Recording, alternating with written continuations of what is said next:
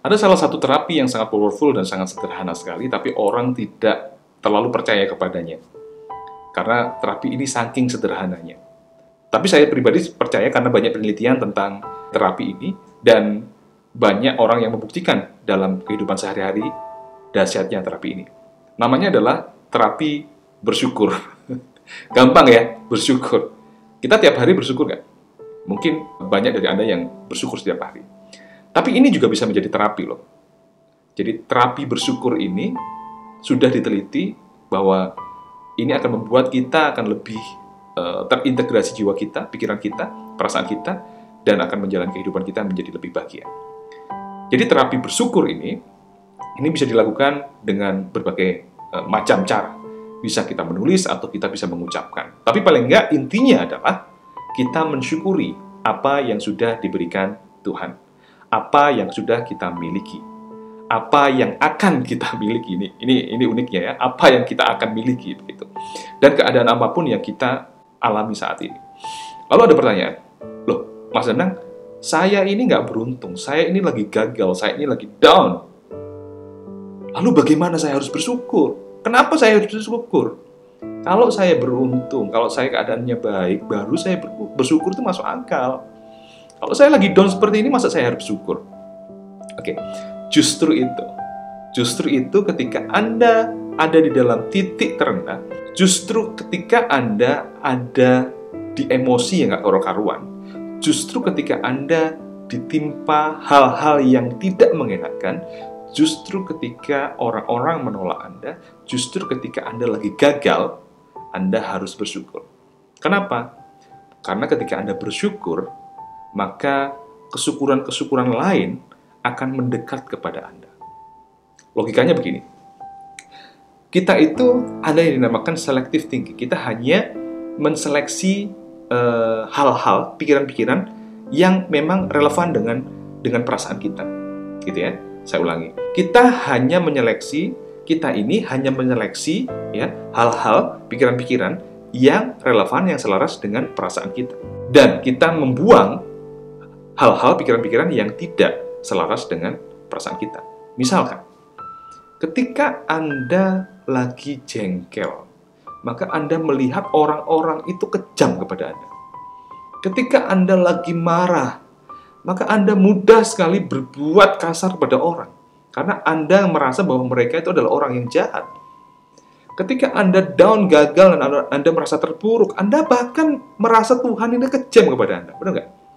Kenapa? Karena Anda hanya memilih pikiran-pikiran yang selaras dengan perasaan Anda. Dan begitu pula apa yang Anda lihat, selaras dengan yang Anda pikirkan. Kalau Anda melihat hanya yang selaras dengan yang Anda pikirkan, dan yang Anda pikirkan selaras dengan perasaan Anda yang negatif itu, tentu saja yang Anda lihat adalah sesuatu yang negatif. Ketika Anda melakukan sesuatu terkait dengan hal yang negatif itu dengan cara yang negatif, maka kenegatifan itu akan membesar. Paham yang maksud saya? Jadi intinya adalah perasaan Anda. Ketika Anda bersyukur nih, ini kuncinya. Ketika Anda bersyukur itu kan diucapkan, ya, diucapkan. Tidak hanya diucapkan, tapi juga merasuk ke dalam hati. Rasanya itu enak, rasanya itu berkelimpahan, rasanya itu syukur. Begitu. Nah, perasaan di sini kalau sudah bisa membesar dan menetap di sini akan membuat selective thinking di pikiran cepret gitu ya. Lalu di pikiran ini akan hanya menyeleksi pikiran-pikiran yang relevan dengan perasaan.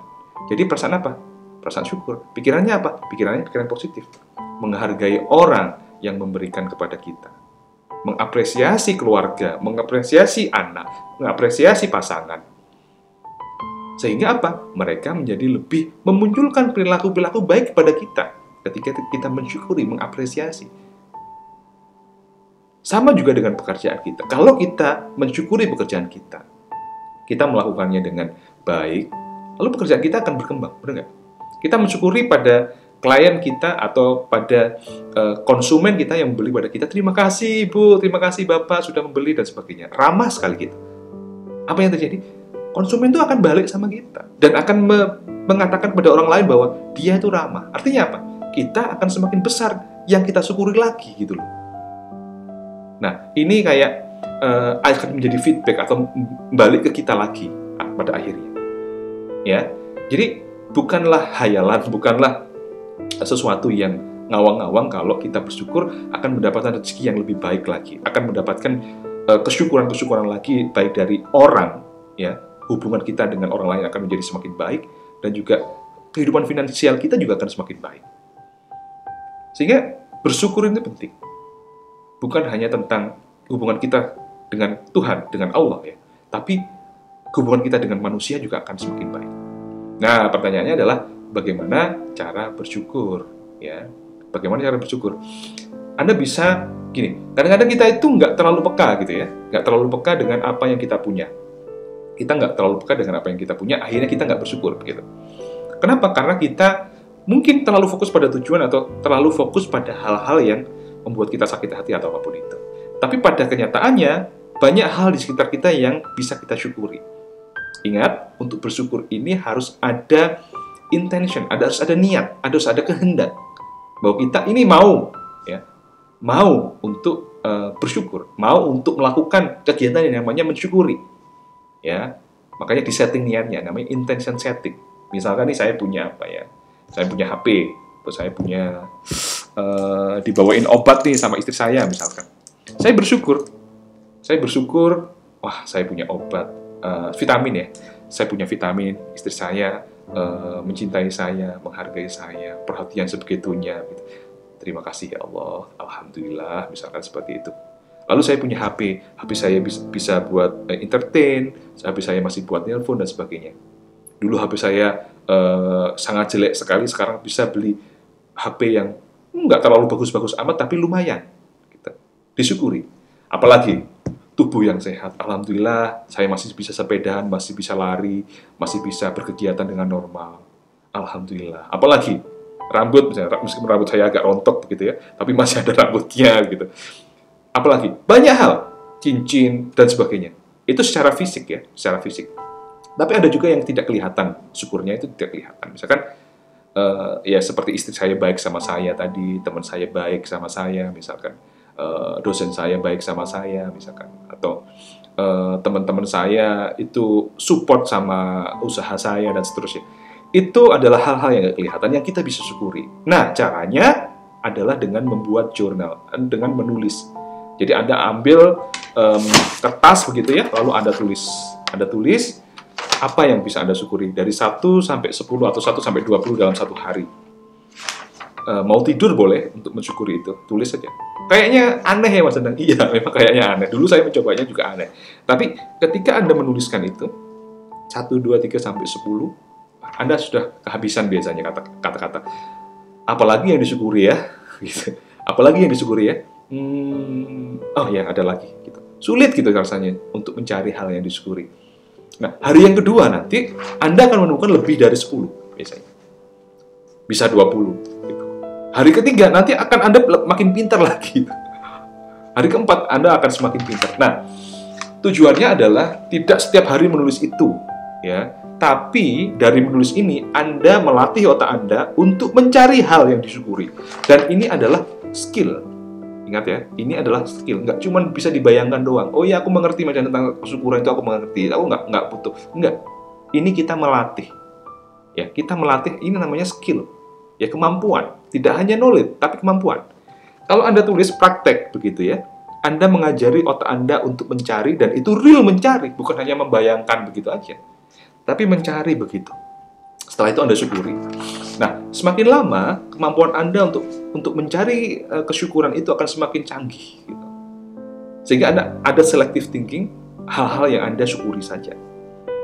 Saya nggak berbicara tentang toxic positivity, artinya Anda hanya mengabaikan hal yang negatif, lalu Anda hanya fokus pada hal yang positif. Enggak seperti itu. Tapi Anda punya kemampuan kapan Anda ngambil yang positif, kapan juga Anda ngambil yang negatif. Karena negatif juga penting.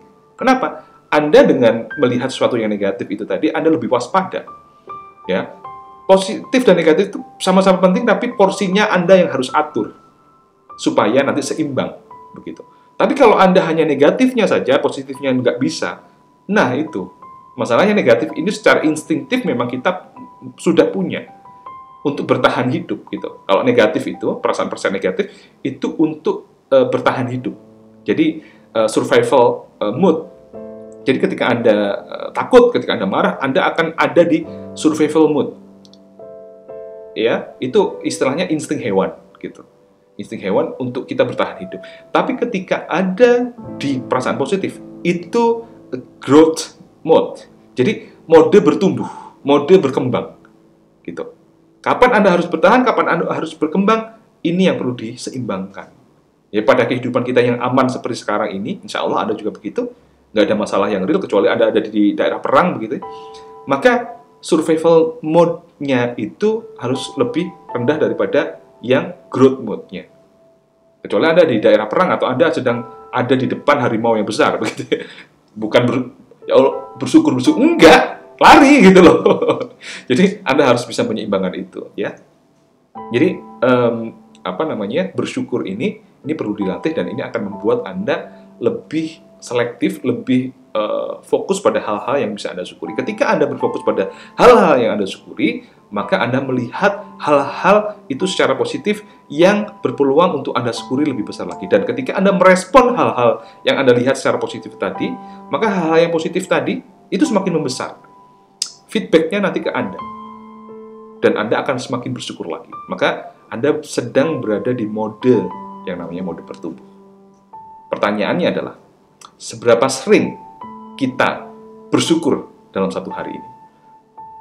Apakah jumlahnya masih kalah dengan keluhan, nyinyiran kita? Ataukah sudah maksimal?